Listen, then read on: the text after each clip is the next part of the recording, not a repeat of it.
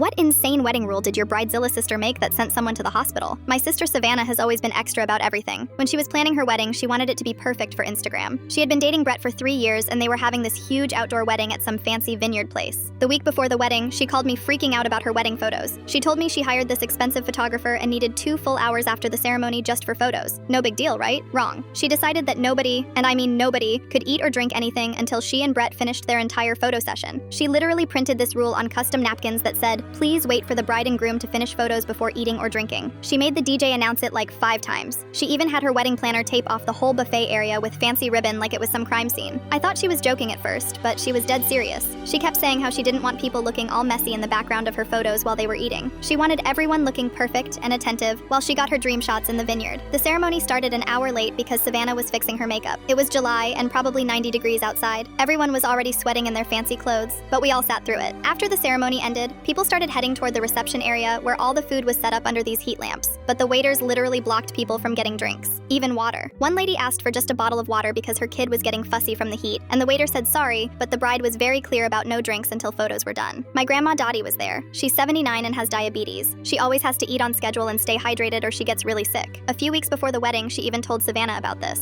Savannah just waved her off, saying there would be plenty of food later and to just enjoy the moment. After about an hour in that heat, I noticed Grandma Dottie swaying while she was standing. She looked pale and kept wiping sweat from her forehead. She tried asking a waiter for water, but he said no because of Savannah's rule. She didn't want to cause drama, so she just sat down at her table hoping she'd feel better, but she didn't. After another 20 minutes, she slumped forward in her chair. My cousin Kelly screamed. This nurse, who was Brett's friend, rushed over and checked Grandma's pulse. She was breathing weird and her skin was all clammy. The nurse yelled for someone to call an ambulance. Right then, Savannah and Brett came walking back from their vineyard photo session holding hands and laughing. They saw the ambulance pulling up and Savannah's face went white. She kept asking what happened. What happened? The paramedics said Grandma had a hypoglycemic episode from not eating or drinking. They got her blood sugar back up and took her to the hospital. She was okay, thank God, but the doctor said it could have been way worse if that nurse hadn't been there. Word spread fast about why Grandma got sick. People were pissed. Half the wedding guests left early. Savannah tried posting her perfect wedding photos on Instagram, but people kept commenting asking if her grandma was okay and saying how messed up her no food rule was. She deleted the posts and blamed everyone else for overreacting.